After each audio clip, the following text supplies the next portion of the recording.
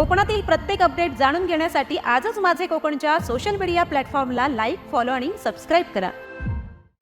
चिपळूण शहरात रात्रभर वीज पुरवठा खंडित झाल्याने नागरिक अक्षरशः हैराण झाले असून महावितरण विरोधात संतापाची लाट उसळली आहे.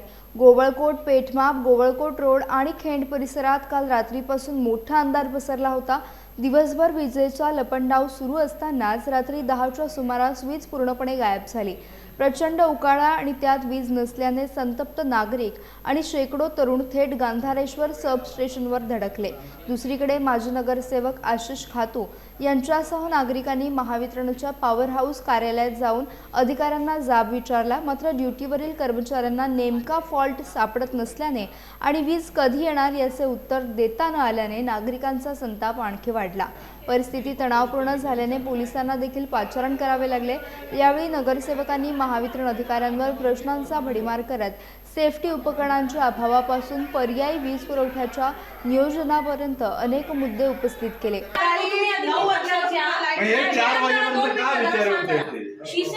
लक्षात घ्या की हे प्रॉब्लेम येणार नाही, हे आम्ही एक्सेप्टेड आहे. प्रॉब्लेम येणार, फक्त लोकांना कळेना की विषय झाला काय. पण आमच्याकडे काही उत्तर नाही. आम्ही फोन लावतोय, तुमचा संपर्क नाही आणि कोणी फोन उचलत नाही. आणि आता सुद्धा एक मिनिट, आता सुद्धा सर तुम्ही फक्त एवढी क्लॅरिटी द्या की बाबा 1 दिवस 2 दिवस आम्हाला क्लिअर सांगा की बाबा नाही होत आहे तर नाही, क्लिअर सांगा. पण उगीच तासाभरात करतोय आणि त्याचं काही होत नाहीये आणि परत तो पॅनिक क्रिएट होतो. तेव्हा गाव आम्हाला विचारणार. त्यामुळे तुम्ही तो क्लिअर सांगा की बाबा नाही ना, जड आहे किंवा तुम्हाला ते कठीण असेल तर कठीण म्हणून तुम्ही क्लिअर करा की बाबा खूप प्रॉब्लेमॅटिक झालेला आहे, त्याला अर्धा दिवस जाईल, 1 दिवस जाईल. क्लिअर सांगा प्लीज. काय होते की तुम्ही आम्हाला तर काहीतरी उत्तर द्यायचं म्हणून आम्हाला उत्तर द्या की बाबा होईल 1 तासाभरात. आम्हाला येणार आहेत फोन की बाबा काय झालं, तू 1 तास बोललीस, 1 तास झाला, आता चालू व्हायला पाहिजे. आम्ही काय करणार, म्हणजे खोटा कोण पडतो, आम्ही पडतो की तुमचे कर्मचारी रात्री दारू पिऊन होते आणि प्रायव्हेट लोकांनी कामं केलं होते, असं का? तुमचे जर कर्मचारी दारू पिऊन होते तुम्ही त्यांना काय त्याला शासन काय करणार? तुमचे कर्मचारी दारू पिऊन होते त्याला शासन तुम्ही काय करणार? शासन काय करणार? कर्मचारी नाही हे पण, कर्मचारी नाही हे पण आहे की व्हिडिओ जोपर्यंत लाईट येत नाही तोपर्यंत एमएससीबीचा सगळा लाईट बंद. एमएससीबीचा सगळा लाईट बंद. जोपर्यंत दुसऱ्याला नाही मिळत ना, एमएससीबीचा सगळा लाईट बंद.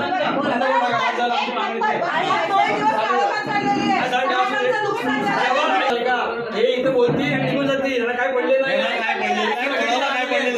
एक काम करायचं, बंद करायचं. जोपर्यंत चिपळूण शहरात 24 तास लाईट येत नाही, आम्ही पैसे भरतो ना.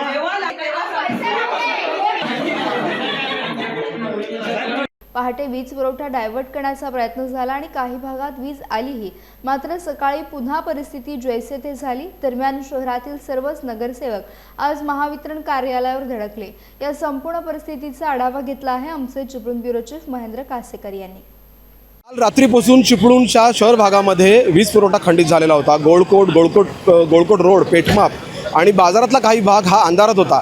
रात्री उशिरा 3-3:30 वाजल्यापासून म्हणजे रात्री 10 वाजल्यापासून जवळजवळ पहाटेपर्यंत ही सगळी मंडळी एमएससीबीच्या कार्यालयावर धडकलेली होती. आज ही सगळी मंडळी आलेली आहेत. काल माजी नगरसेवक आशिष खातू या ठिकाणी आलेले होते. त्यांना प्रथम काय उत्तर मिळालं ते आपण ऐकूया.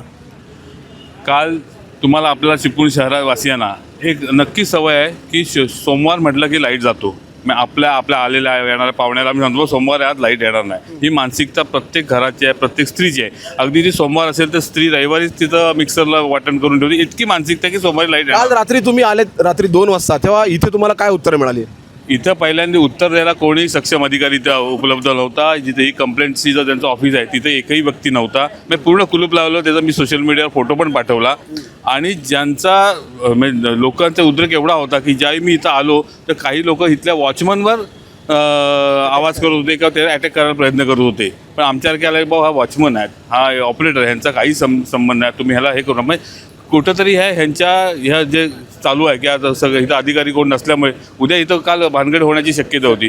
मी हे होती. मग हे अधिकाऱ्यांना आज आम्ही सांगायला इथं आलेलो होतो आणि जे चिपळूण शहरात फक्त 2च कंप्लेंट नंबर आहेत ते 4 पुढच्या 24 तासामध्ये 4 नंबर करावा याचा पण आग्रह आज सगळे नगरसेवक आहेत.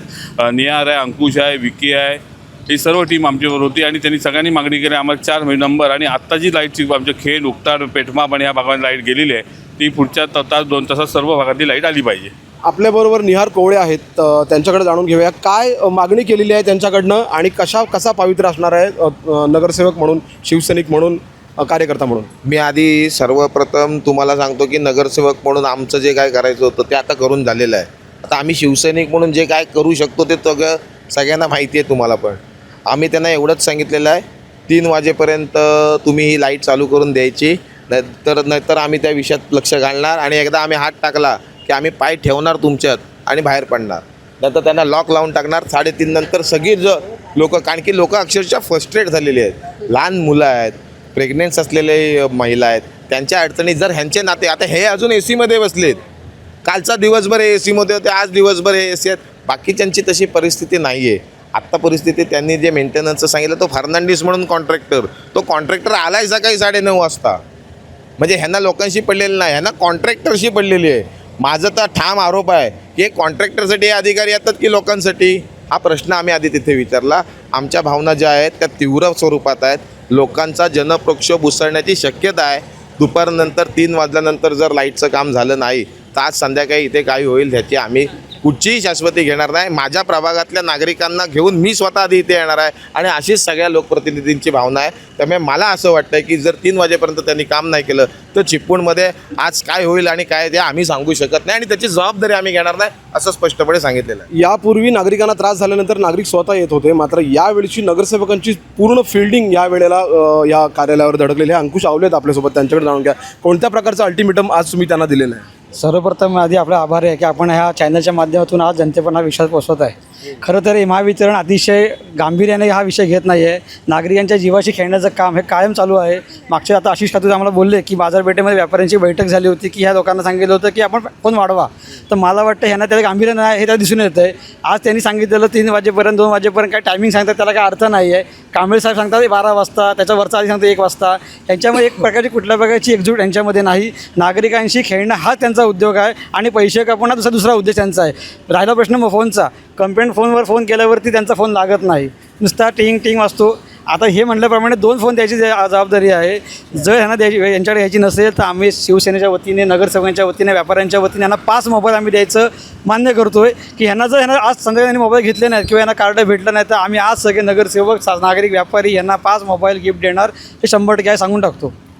आपण बघू शकतो रात्रभर गोळकोट रोड, पेठमाप, मुरादपूर आणि ह्या अवताडसारख्या, खेडसारख्या विभागामध्ये लाईट नसल्यामुळे नागरिक अत्यंत त्रस्त झालेले आहेत आणि या सर्वांचा त्रास सहन होत नाही किंवा नागरिकांच्या तक्रारी येतात म्हणून हे सगळे नगरसेवक आणि लोकप्रतिनिधी या ठिकाणी आलेले आहेत. सुस्त झालेलं प्रशासन कशा प्रकारे काम करेल, आज या भागामध्ये लाईट येईल का, हा आता विषय बघण्यासारखा आहे. व्हिडिओ जर्नलिस्ट संध्या दवडेसह महेंद्र कासेकर, माझे कोकण, चिपळूण.